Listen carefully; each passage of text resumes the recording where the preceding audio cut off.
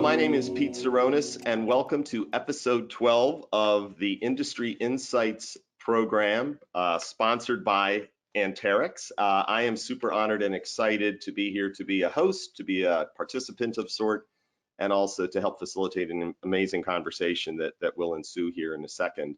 I am the former Chief Technology Officer for the U.S. Department of Energy. This is a topic that is near and dear to me. I had a wonderful time working in our federal government for about 25 years with my colleague Avi Goffstein along the way, and I've been blessed in the last 6 years with Dots and Bridges, a company I founded to really bridge the gap, to help connect dots, if you will, and build those bridges for conversation and translation in a storytelling kind of manner. So today, we're going to hit on a topic that is near and dear to everybody: the power grid, critical infrastructure, the importance of it. You can't turn on the news or read something online where the infrastructure bill and all that it is speaking to in terms of the assets we depend on every day, the water we drink, the air we breathe, and of course the energy we consume, needs to be more secure, more resilient. So we will talk a bit about that and how industry, academia, government, and the investment community are coming together and playing that role and that part in streamlining this innovation. We'll hit on topics like private LTE, smart grid interoperability, and again, some venture capital investment perspectives from our friend out on the West Coast there, Andre. So without further ado, that's a little bit about me and hopefully context. Our guests today are Ryan Gerbrandt, Chief Operating Officer at Anterix, Andre Turenne, Vice President, Corporate Venture Capital at National Grid Partners, which we'll learn a little bit about that and its relationship with the National Grid, and Avi Goffstein, Smart Grid Program Manager at the National Institute of Standard and Technologies, which is an incredible organization. Just let me brag a minute about each, and then I'm going to ask each of our guests to fill in a few of those blanks. I've known Ryan Gerbrandt for a couple of years. He's an amazing catch for Anterix, a company that is doing amazing work in this space and has been for years, really driving critical infrastructure. Just other than being the largest holder of licensed spectrum in the 900 megahertz band throughout the contiguous United States, plus Hawaii, Alaska, and Puerto Rico, it's got an incredible DNA of leadership, iconic leadership. Morgan O'Brien, Rob Schwartz, and then of course bringing Ryan on. Ryan has rich experience in smart grid, utility communications. He hails from the wonderful country of Canada by way of Red River College, University of Manitoba. He's got communication engineering, technology, and utility management expertise. So Ryan, it's great to see you. Thank you, Pete. All right, I hope there's some gaps that you could fill in, but I could keep bragging about you. Andre Turenne, as he helped me phonetically pronounce his name, again, VP of Corporate Venture Capital. Andre, to me, you bring this IT, information technology perspective to the discussion that is so focused quite often on operational technology, SCADA, utility communications and terminology, enterprise software, cloud, software as a service, analytics, AI, Internet of Things. Andre will bring to bear a lot of that, how are we converging the IT, OT, how are we addressing the paradigm, and of course, how are we making investments or advising the utility sector in that space. He comes to us by way of Rensselaer Polytech Institute, Northeastern, and has an MBA and a Bachelor of Science in Engineering. Andre, welcome. Thanks, Pete. Happy to be here. Yeah, and we're glad that you got up that early out there on the West Coast, being in Silicon Valley. So shout out to you. And then last but not least, again, Avi Goffstein. Bias, I've known Avi again for years. He's traveled the federal government. He's served at the Department of Energy, a diplomat to the State Department's Energy Resources Bureau, a U.S. delegate to the International Energy Agency's Committee on Energy, Resource, and Technology, University of Maryland, Case Western Reserve, ridiculously talented, super smart, and I just love the fact that he's a local guy like me. So Avi, it's great to see you. You're very kind, Pete. Thanks very much. Happy to be here. All right. You all can tell I'm pretty caffeinated. So, kind of like feel free to throw some of that back if you need to. All right, Ryan, let's kick it off with you. The question I love to ask to kind of connect with our audience is share a little bit about maybe a few things that maybe I didn't intentionally leave out, but your passion and your journey and why you love working at Anterix. And the same question will go to our other guests. Absolutely. Thank you, Pete. And again, Avi, Andre, just can't say how proud I am to be able to share this virtual floor with you gentlemen. I'm sure it's going to be a fantastic conversation. But Pete, you were very generous actually in your background. As you said, I've been privileged, I'd say, to be a student, of this great industry for over 20 years now. And my primary focus in that, has been on the important role of communications and communication systems in their evolution and their critical role at the IT/OT convergence, conversation around how do we bring more digital technology to drive innovation, reliability, security, into this nation's most critical asset. And I started that journey, as you said, over 20 years ago up in Canada at a utility, where it was just such a fantastic opportunity to really learn from the inside, what this critical function that telecommunications could play, in the future, aspects, and current aspects for that matter, in the grid. And that journey really brought me, outside of the utility, where I joined, what was at the time a Silicon Valley company, really focused at the important role at the beginning of a lot of these, the digitalization conversation, which was through the application of AMI and smart meterings, which was really the early beginnings of what we consider today to be the smart grid. And that really taught me a lot, in terms of the capabilities and how to drive the innovation cycle in a way that worked for utilities, as we were working through that critical time and evolution of deploying the technology across both the nation and frankly around the world. And joining Anterix was really an opportunity to explore what I considered to be, kind of a critical missing piece, as we were working our way through it, and being able to apply, for the first time, really what's a global standardized networking platform that unlocks so many capabilities, and I'm sure we'll talk about here today, Pete. It's really opened up a completely different conversation in the industry, driven the evolution of an extremely rich and robust ecosystem. As cooperatively now I'm finding, various participants in the industry, both public and private, are really seeking to put those pieces together to have a meaningful impact, on how we operate and what the future is of the grid. And as you said, we've delivered that through, the delivery and the capability that we can see via spectrum, being, arguably a critical missing piece, in being able to deploy and to pursue these kinds of private LTE networks for the first time in this industry. And through those systems, we're now able to have these rich conversations around how private LTE, how the capabilities of standardization can really unlock capabilities, through control and ownership, for the utility, customers that we're working with, and really unlock all these transformational new sets of outcomes and deliverables as we tackle some pretty meaty issues, in the utility industry today. And certainly the one I'm really excited to be talking about is the relationship between telecommunications and the ongoing role of security. Both physical and cybersecurity realms, and all the different ways that we can use these opportunities and the standards that live underneath to really make the grid not only more reliable, but more secure while we're on the way. So I'm excited for this conversation. Again, great to be part of the panel, Pete. Fired up, Ryan, and you dropped some great terms there. One, meaningful impact. I think all of you who know me, and obviously Andre, I'm getting to know you. Humanity is the ultimate use case, right? How can we enhance life, protect life? Avi and the Nist Smart Grid program, you talk about efficiency, reliability, resilience, sustainability, and having standards so that we can move that needle.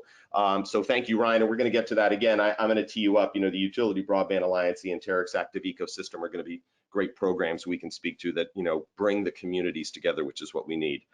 So with that, Andre, I'm going to pivot to you. And again, I didn't go in deep to the national grid as one of the international electricity gas companies, one of the largest utilities in the world, a focus here in the US up in the Northeast, where I know you have some roots, so forgive me for that, but National Grid is an amazing institution. Why don't you now take the floor there, Andre, talk a little bit about your journey, your passion, and why this conversation is so important to you and your company.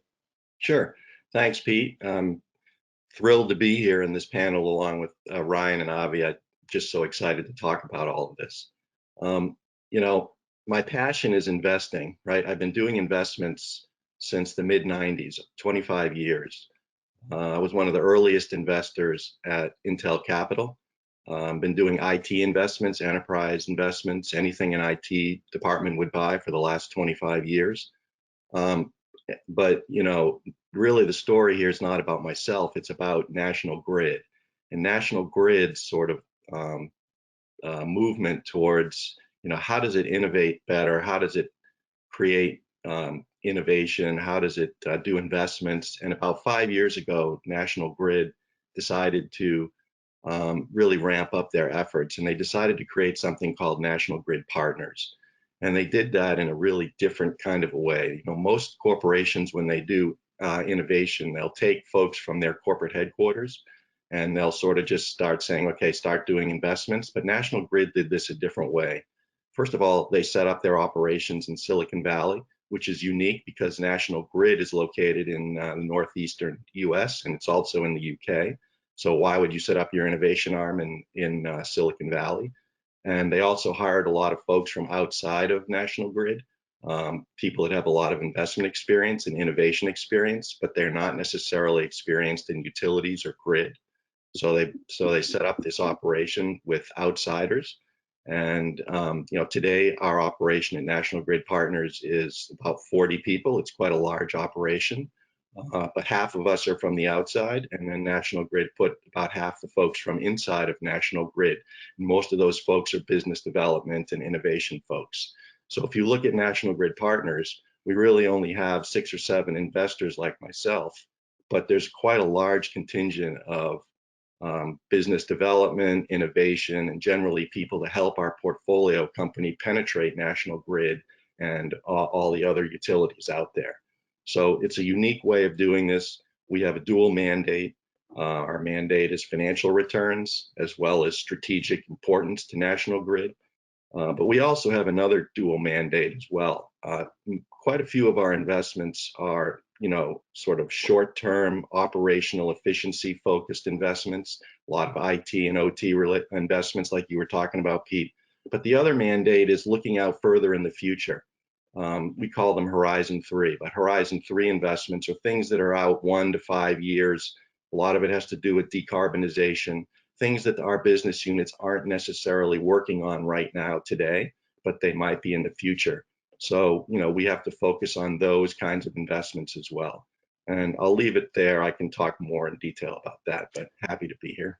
Yeah, Andre, again, we're super excited. You hit on words like creating innovation and decarbonization, a very hot topic, bipartisan topic, distributed energy. I think that is a great space to dive into, particularly with some of the companies that you have helped shepherd into the NGP ecosystem. So thank you for that. Avi, I don't know where to start, pal. I mean, Smart Grid Interoperability Framework 4.0, but let me just tee you up one more time with, it's super awesome to have you here. I think your program's portfolio, at least two of the key points for our audience to understand is this consensus for standards and protocols for smart grid interoperability and measurement science research for future grid capability speaks to constantly in motion, improving the grid, securing the grid. So with that, Avi, passion, purpose, journey, help us out, understand a bit more about why you love working at the Nist and inside the Beltway. Sure. So I was an engineer in the private sector before I joined the government, first, as you mentioned, the Department of Energy. And I was a systems engineer working on aerospace and defense systems, but I couldn't stop thinking about the grid. I don't know why, it's just what I cared about. And I worked for a pretty big company, and they had some energy projects, and I tried to get them to focus on the system because I was a systems engineer for them. And they really wanted to focus on the widget that they were providing to the system rather than the overall function of the system. And so from there, I decided I had to make the leap and come to the Department of Energy. And it's been incredible. My time at the DOE and at State Department and now at NIST have allowed me, given me the opportunity to understand different aspects of grid modernization, both domestically and globally. And what I can say is that as an engineer, I tend to be widget and technology focused.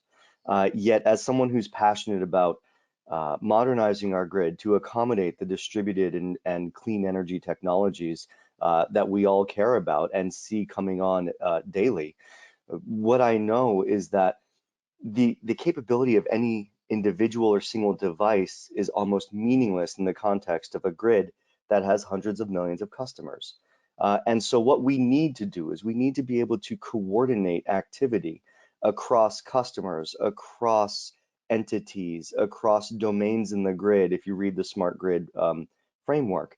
And it's that coordination that will bring immense capability.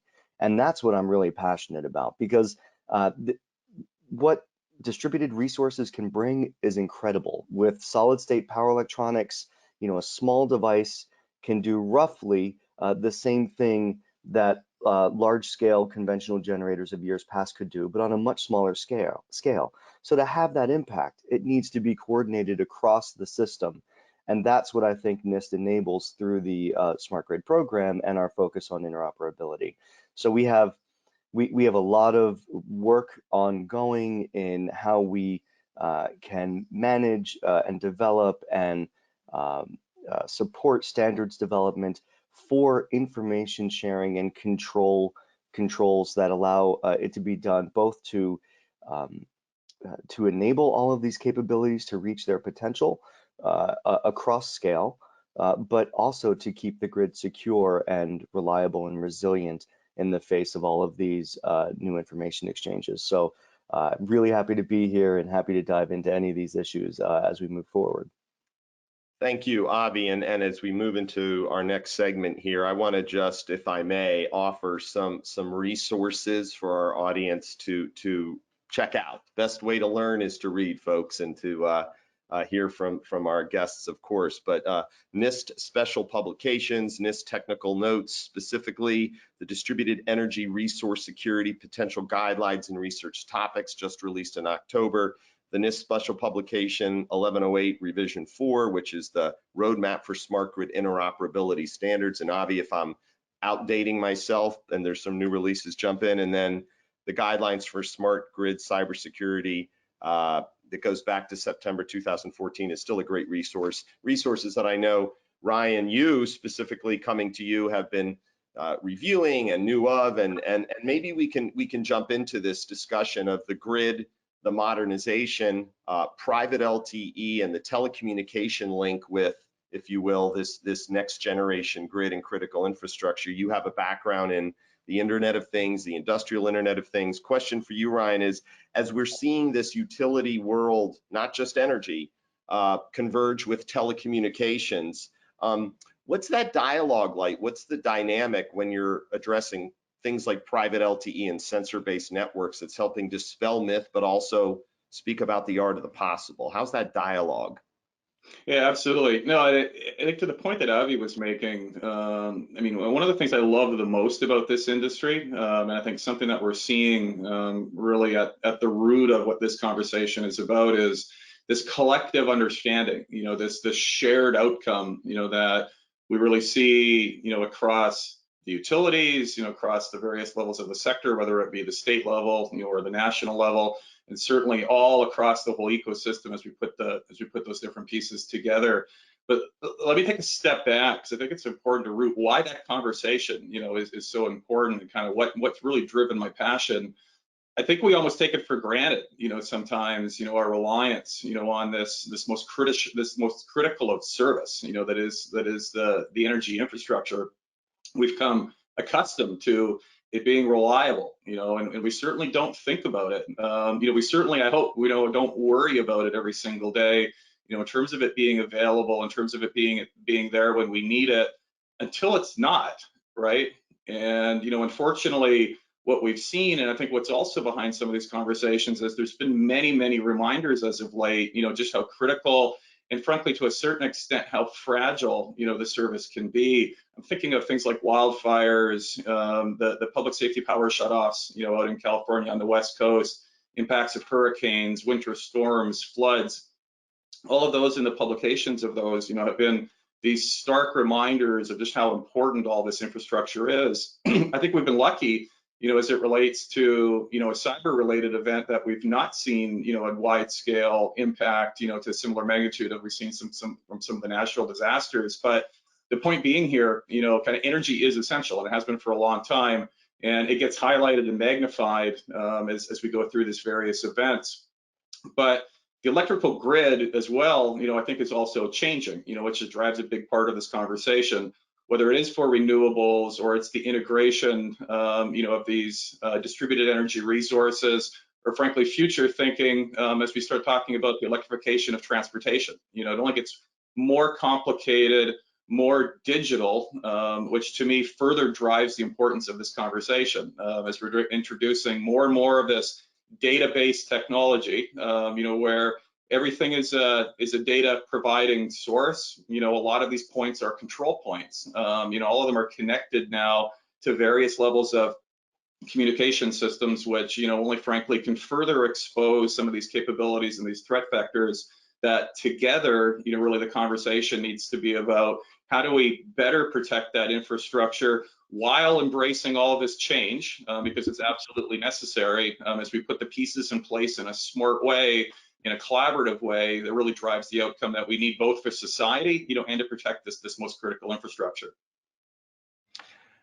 I wrote down a couple words that were really resonating: control, reliability. You mentioned physical security and articulated a good bit of that, moving. Thank you, Ryan, for that, because I think that's the overarching security paradigm. It isn't just cyber security. And Andre, let me come to you now with this investment perspective. You work with a utility, you're looking out there beyond what you currently have in your infrastructure. There is no silver bullet, as we exchanged in some of our notes prior to this.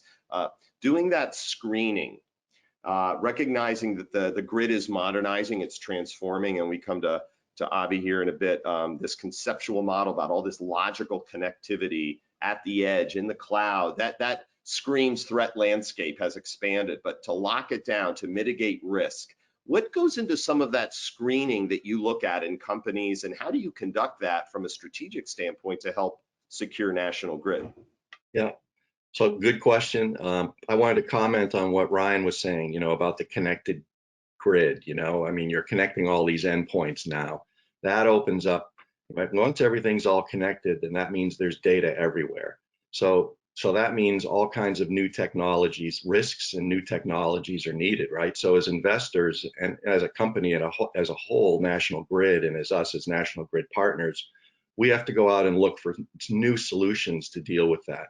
So in terms of grid resiliency, Ryan, like for example, on the wildfires you were talking about, a lot of that's caused by vegetation problems, right? So, what's National Grid trying, and many other utilities trying to do about that? That's to go from, time-based veg management to condition-based. And so that's applicable to a lot of the assets that the utilities operate, is how do we measure things and go to condition-based instead of time-based? That's all new software solutions. We have an investment in a company now that does satellite monitoring of vegetation, and it translates into condition-based monitoring.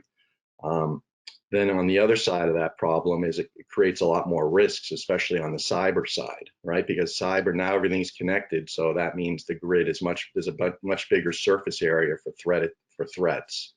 And so, we have to go out and find better cyber solutions to protect all those new IoT endpoints and things. And our strategy at National Grid Partners and National Grid's cyber group in general is to find best of class, best of breed solutions in the cyberspace. So that's different than our IT strategy. In the IT strategy, many companies are trying to reduce the number of applications and solutions that are out there and consolidate around bigger platforms. And that's true even within National Grid.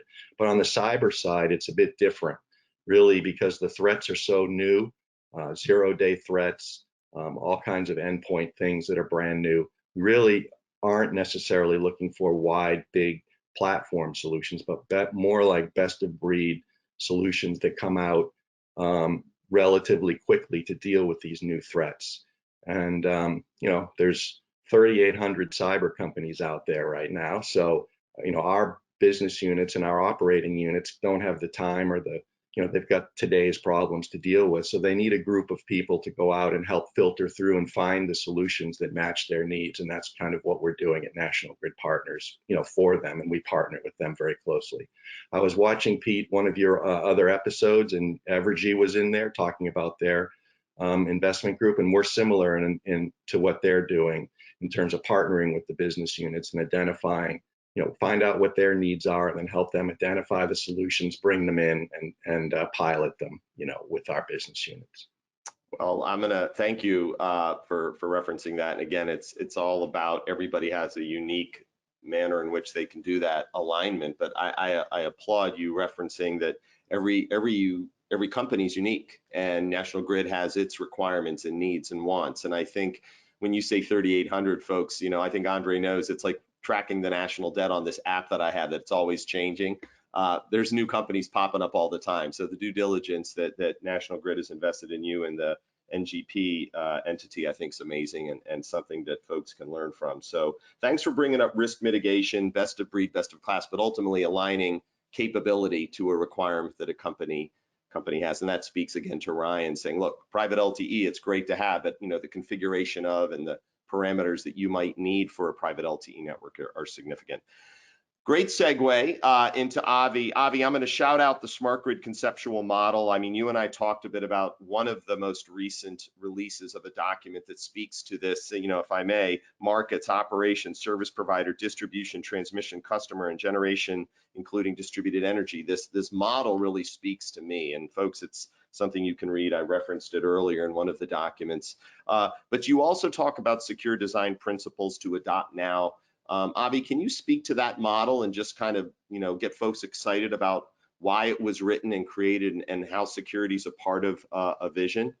Sure. So the smart grid conceptual model has evolved over the years, and it's really a layered tool that Nist uses to help stakeholders and grid participants understand kind of where they fit within the system, both from a physical perspective and a communications perspective. So there's all these little lines and dotted lines and whatever else. But I think really what's important is that if you are what's called a prosumer, if you're actively producing energy or providing a grid service, but you're a consumer, you're going to be located in the distribution domain. And that means that the organizations and domains that you will interact with are constrained by your physical location from a power perspective, but the communications interoperability and information exchanges will extend into our various other domains for optimizing the system, the market domain, the service provider domain, et cetera. And so the value of this model is that it looks really simple, right? It's 7 puffy clouds in a circle with some lines going between them. But there are some baked in concepts that can be explored in these different levels that then we translate into things like communication pathways, right? So the communication pathways for this model look very different for a conventional utility that is modernizing to a utility that wants to operate in a high distributed energy resource environment, right?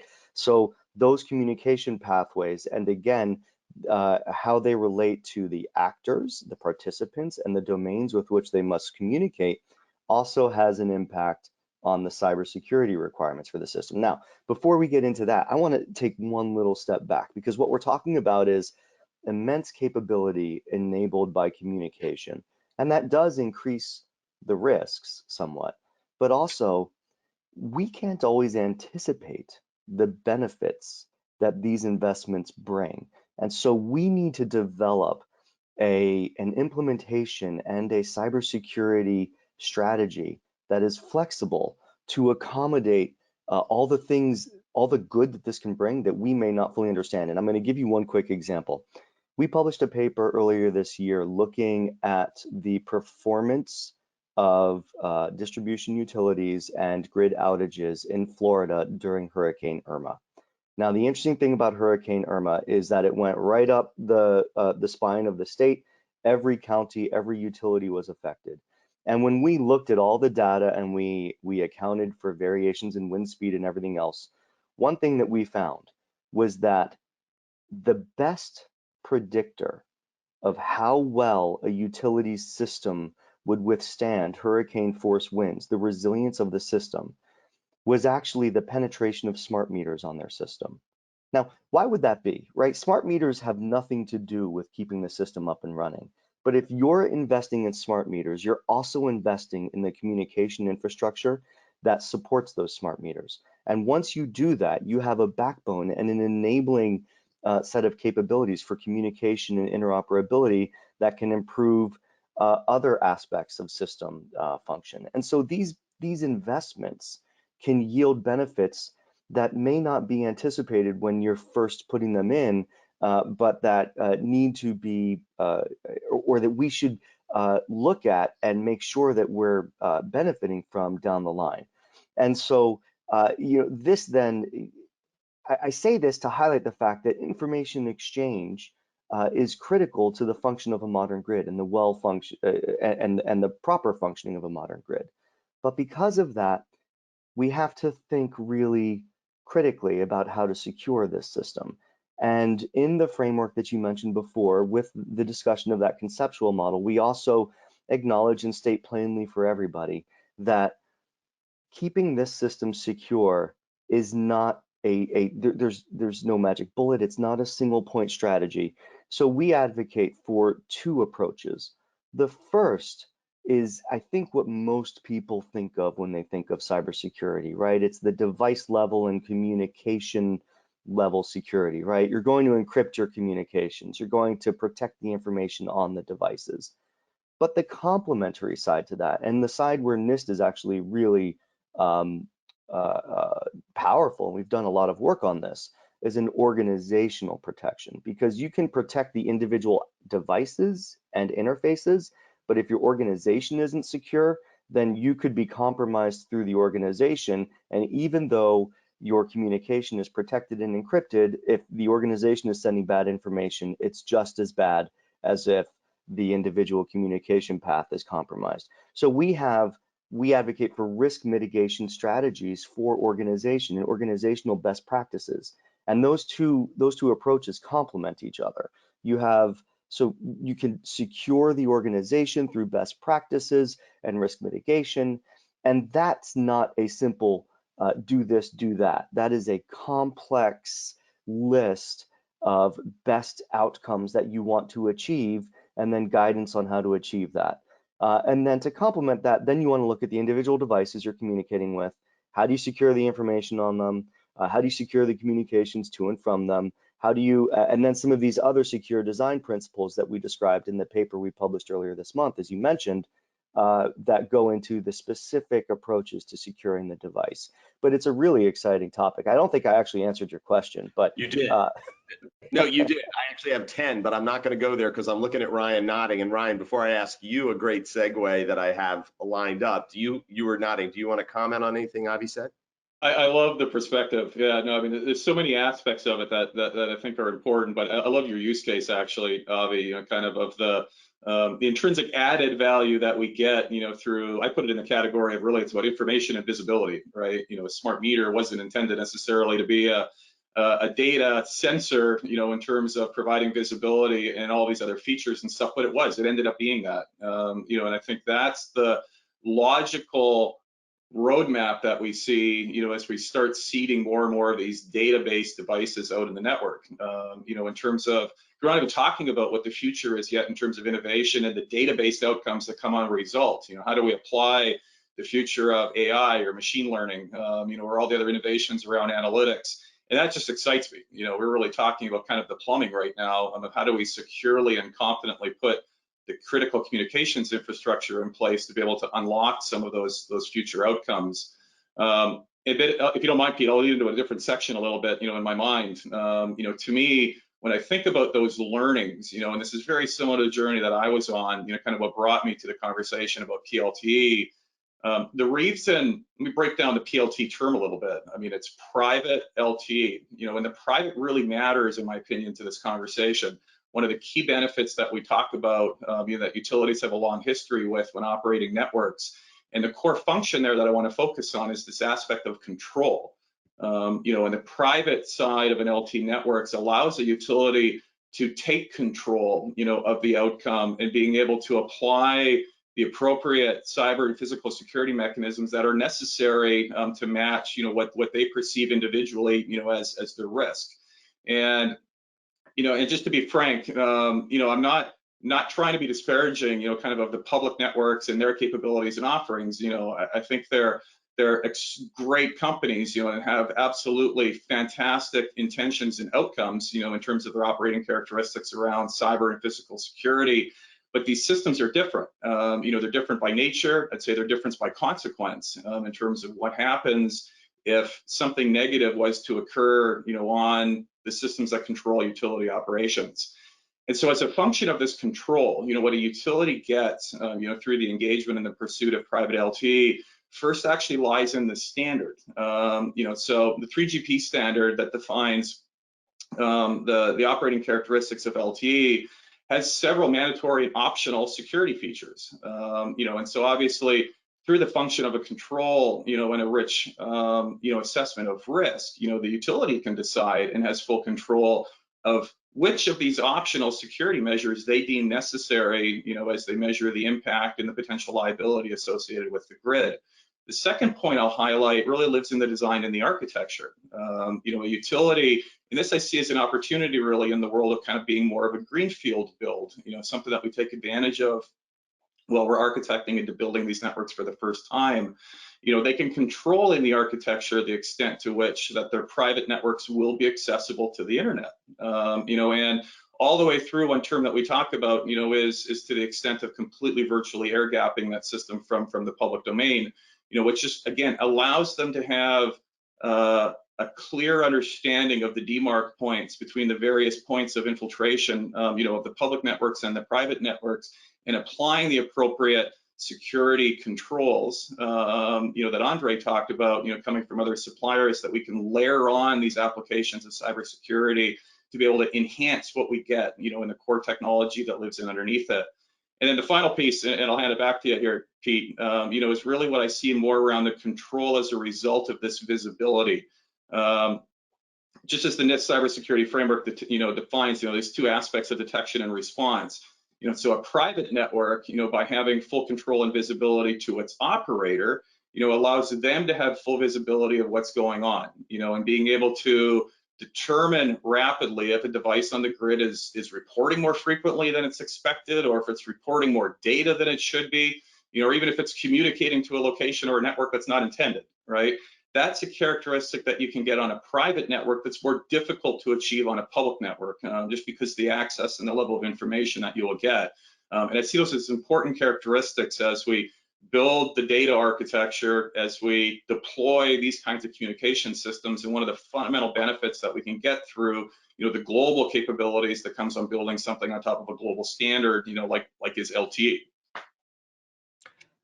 Well, that was awesome. And you actually didn't answer the question I was going to ask. So you got some bonus points there. And we're going to come back to it because I see Andre smiling. Andre, any comment that the topic Avi teed up there that got Ryan fired up about standards, architecture, and visibility?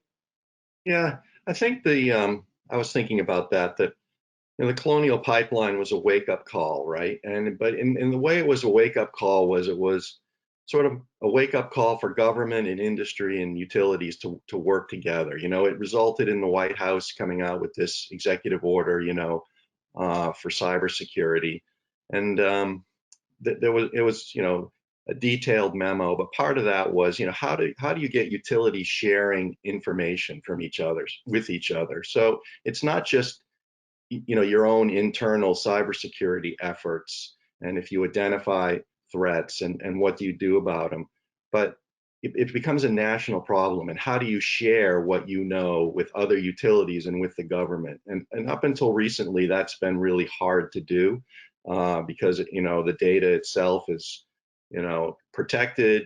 There's all kinds of rules about what data you can release.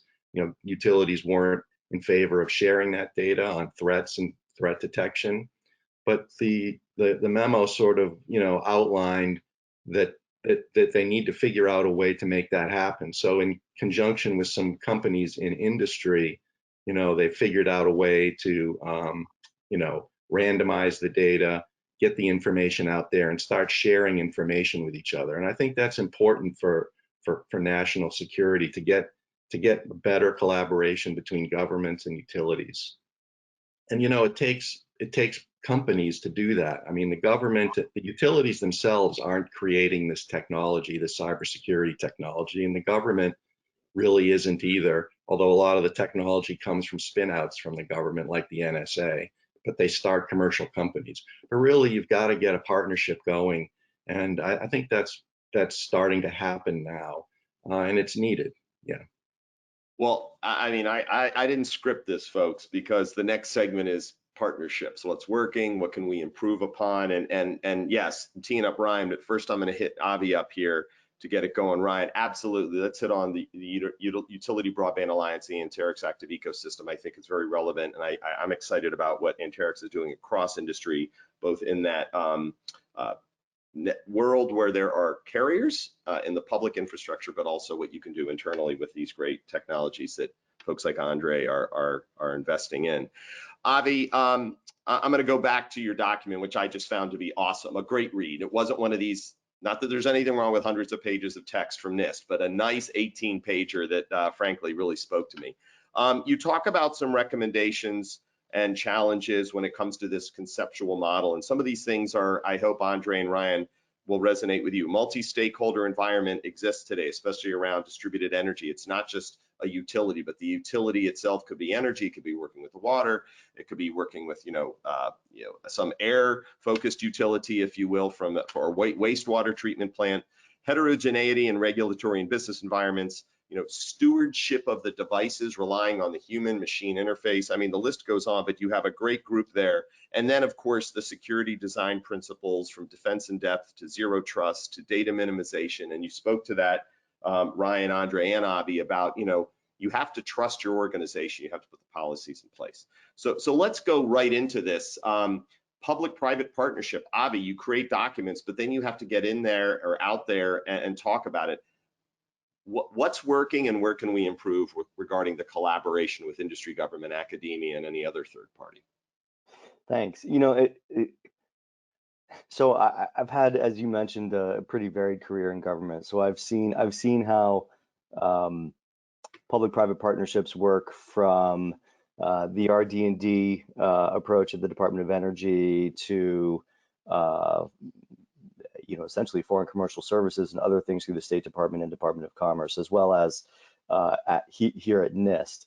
So I'm going to constrain my comments just to Nist right now, and let's make sure that we're not assuming that I'm talking on behalf of the DOE and the other agencies that have very different approaches to public-private partnerships. But from Nist perspective, right? You mentioned, right, 18-page document versus hundreds of pages. Too often, Nist puts out a 500-page document. It lands like a great big paperweight, and then nobody picks it up. What I want to see happen, what I want to see happen is that the concepts developed in this work are demonstrated through partnerships with the private sector. And there's a variety of ways to do that. We establish research collaborations and demonstration collaborations with individual companies at times, but that's not our primary way of working. We have, in cybersecurity, it's the National Cybersecurity Center of Excellence, the NCCOE. I actually just kicked off a project with them, I think in October. It was the start of the fiscal year, on cybersecurity practices for distributed energy resources, right? And the value of partnering with the NCCOE is that they work closely with industry. Private sector companies can come in either bringing technology or skill sets. They work with us well enough to understand the way, the GovSpeak that comes out of Nist sometimes, and they can help translate and work between the two. And so what I hope is that through that partnership, which we're doing a little bit differently than some of the prior NCCOE projects, but that we're looking for industry involvement and engagement so that in the end we can have strong guidelines to address a number of these recommendations in this DER, the Distributed Energy Resources Security paper, right? You spend a lot of time talking about the challenges, and those challenges, right, the multi-stakeholder environment, the varied stewardship, those are issues that they're not to be overcome. They are issues to be respected in this new environment. And if you respect those issues, and if you incorporate the the different priorities and capabilities of these organizations into your guidelines, you'll be more effective. And so I hope that public-private partnerships can allow us to respect those challenges while then developing the secure design principles and the guidance associated with them, right? So, for example, configuration management, that's all the way down at number 7 of our secure design principles. But does anybody think that we today know how to configure a PV inverter to a customer-sited PV inverter to access the various opportunities on the grid, whether they're providing congestion mitigation or demand response and peak shaving to the distribution utility, or if they're providing some sort of renewable energy generation that feeds into the wholesale market, right? What is the configuration of the device that will allow it to serve these various opportunities and engage in these various opportunities? Additionally, principle of least privilege, right? So who or what needs to access that device, and what should that person or entity be allowed to do with that device once it's accessed it, right? I don't think we have guidelines out there yet that can really answer all the questions we have about how to do this. And so from Nist's perspective, from the Smart Grid Program's perspective at Nist, the public-private partnership is critical to take the concepts that we're developing in the organization and bring in private sector knowledge and capabilities so that together we can formulate the type of guidance that will resonate across the industry and be useful to all stakeholders, including the OEMs, who I think in some sense are clamoring for information and guidance on the capabilities that they should include or restrict on their devices to make sure that they can fit within this broader system.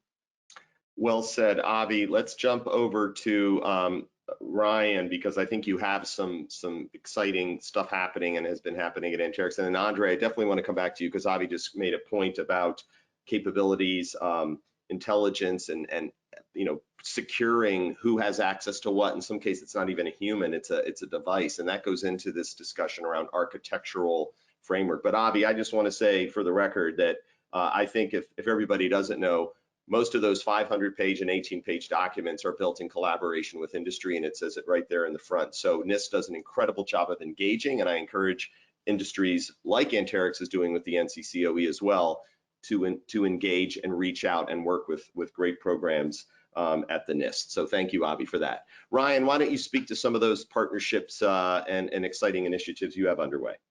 Absolutely, happy to. I mean, I think the punchline here, right, is really all about collaboration.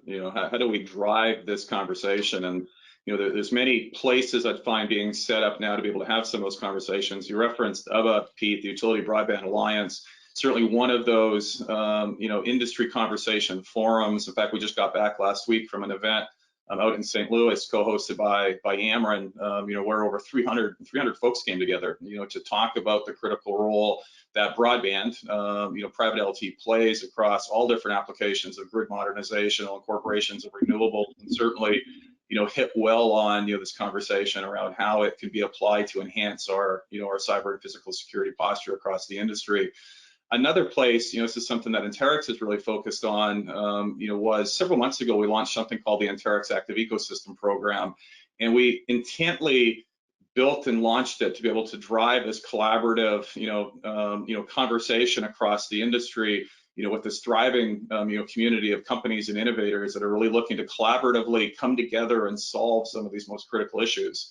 Some of it's about solutioning, helping to drive and build innovation, in a framework where, nowadays there's different components to any solution stack, being able to help smaller companies get access to core pieces of infrastructure or understanding interoperability are all key to us as we ultimately move those pieces forward. We launched that program, as I said, with about 37 companies as we came out of the gate. Now we have over 60, in the last several months. And I use that only as a sign of, how much interest there is, out there in the ecosystem of folks, really aligning around this common interest and really trying to drive these transformational outcomes that we see building on top of, the 900 megahertz PLT marketplace. But let me specifically pivot to security. Obviously, cyber and physical security is key in almost every one of those solutions. You know, and the different vendors and partners who participate in the ecosystem have a wide variety of different capabilities. But coming back to the point, I think both Andre and Avi have hit on it. You know, cyber and physical security in particular, there is no silver bullet. There's no single solution. You know, every utility is going to have a slightly different requirement. They might have a different perception of where the risk profiles are. And equally so, you know, with the ever-evolving state of the cyber community, I'll call it, you know, comes an ongoing need to be able to drive and extend that collaboration. You know, and so it's so central now to our efforts. You know, as we've been having these conversations within the Anterix active ecosystem, we've really seen the need, you know, to have, you know, a singular and particular focus, you know, on security within the Anterix active ecosystem. So again, to foster this conversation, to really help understand where these pieces come together and what specific and unique problems they're focused on solving. And we do that so that we can have the conversation then forward with the market and the customers, and being able to present some of these, you know, future partners to be able to help put these different pieces together. You know, so what you'll hear from us actually coming up soon, you know, is the announcement of the launch of this very specific cyber component of what we're doing within the Anterix active ecosystem. Again, helping to drive this conversation, to really challenge the whole ecosystem, you know, in investigating, evaluating, and organizing, you know, all of these different opportunities that we see in the physical cyber claim.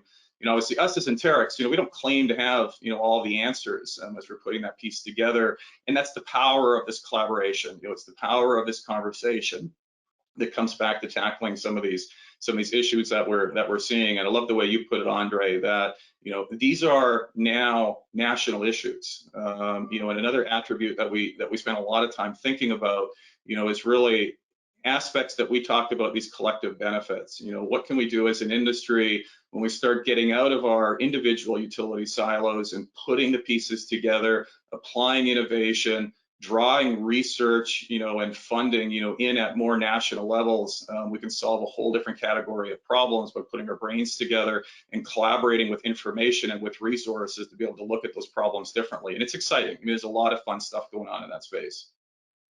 Well, thanks for the teaser and a little bit of a, not even a spoiler alert. So we look forward to hearing about that group that, again, you're convening. So focused on cyber. Thank you, Ryan. I know we're running short, but Andre, I want to get your comments, of course, on public-private partnership before we hit the parting shot section. Andre. Well, I mentioned it before, but it's critically important now, you know, for the reasons we talked about, and I agree with Ryan.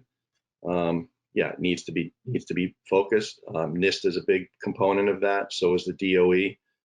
Many of the cybersecurity companies that we're partnered with and we're using right now at National Grid are partnering with the government. You know, probably more so because we're in the utility sector. I'm sure that, you know, critical infrastructure companies are doing more partnerships now than you know, sort of independent IT focused companies. But yeah, it's very important. Yeah, well, shout out again to do what National Grid's done with creating the entity that you're a part of. And I know you have colleagues, you know, internationally looking at companies around the world that, you know, can retrofit into a unique environment. So thank you for that. All right, Avi and Ryan and Andre, 30 seconds or so, parting shots, something you want to leave from the audience that you gleaned from today's discussion. Avi, floor is yours. So I just want to say that the cybersecurity space is complex, and one thing that we've talked about is the range of capabilities, of requirements, right? Ryan mentioned that you know, individual utilities may have individual requirements, right? And so it's not always easy to understand our individual roles or how we fit into the cybersecurity picture or what our responsibilities are. So I would encourage folks to look through some of the Nist work on this that helps us understand what our roles are and how to protect organizations and devices. And I also want to highlight, earlier this year, we did an updated mapping between the Nist cybersecurity framework and the Nerc critical infrastructure protection standards for cybersecurity. And so this is one more effort to help people understand, because Nerc CIP standards are requirements-driven conformance, whereas the Nist cybersecurity framework is best practices and things, you know, that you should strive towards. And it's not always clear how those relate to each other, but everybody in this industry is responsible for adhering to Nerc SIP, whereas a lot of people say, oh, but Nist's cybersecurity framework is actually really good. So we did a mapping, we published it, it actually came out in September. Well, the mapping came out earlier. There's a white paper about it that came out in September with guidance on how to use this and understand it. It's just one more document and reference that folks can look at to understand the relationship between functional requirements for cybersecurity and the best practices that will help you manage and mitigate the cybersecurity risks that your organization faces. All you have to do is search Nist Nerc mapping on a search engine of your choice, and the first non-ad response that comes up will be the one that directs you to the white paper, and you can then figure out where to find that information. Avi, thank you, and that's a great tip. And folks, again, built with industry and framework and taxonomy focused, where there's not just one solution. You can mold and craft a lot of the guidance into something that's unique to the strategy of your own organization. Ryan, parting shot. Yeah, happy to. I want to put out a an offer to folks that we've not officially launched the cyber focus that I talked about. We've already started through the development that we've had historically in the ecosystem program, and specifically started talking and engaging with several interested cyber companies, and there's no shortage of interest, which is exciting. But equally so, I mean, clearly we're aware there's many that we haven't yet engaged with. There's so much more innovation to offer. And so if your company's in the cybersecurity business, and wishes to collaborate with other utilities or vendors, we welcome you, we encourage you, to reach out, explore opportunities within the Anterix active ecosystem. Best way to do that, to get started, if you don't know one of us, already, just go to the Anterix active ecosystem page on our website. You'll find the site around the ecosystem and an opportunity to reach out and connect. But we are open. We're looking forward to as much participation as possible as we start bringing some of these components together to bring this best-in-class solution back out to the utilities as we collaborate in solving this critical cyber and physical security challenge. Wonderful, wonderful. Please take advantage of it. Thank you, Ryan. Andre, close us out, buddy. Right. So if your company's serious about digitization, modernization, innovation, right, the reality is almost all innovation comes externally from your company, right? I mean, people have day-to-day jobs. They have to deal with their short-term deliverables. They don't have time really to be looking externally at all the different innovations out there. So that's why corporate venture capital lately has been booming. All companies are starting corporate venture capital groups, and it's working really well. And it's worked well with National Grid, because you have a dedicated group of people that are out there scouring the universe of technologies that are advanced, specific to your needs, and they filter them, sort through it all, and bring the best ones that match the use cases and the needs of the business unit. And it ends up being a great internal partnership that helps your company move forward. And I know National Grid for years sort of had internal innovation people scattered here or there, and it didn't really get much traction, but not until National Grid Partners was founded and was dedicated resources with a big operation out there scouring the universe that this has really taken off and been successful with National Grid. So I would just encourage all companies to really to lean into their corporate venture units. It works. Well, my parting shot, thank you, Andre, is again an honor to be sharing this webcast with you. And I think if I were to sum up, it's you each represent this impact on humanity, technology, critical infrastructure. It's all serving a purpose. It's usually not the problem. It's not even a problem per se, but bringing people to the table with a greater good in mind is representative of what I know National Grid, Anterix, and of course Nist does each and every day of the week and twice on Sunday. So thank you, Ryan. Thank you, Avi. Thank you, Andre. Thank you, Anterix, for hosting this. And until the next time.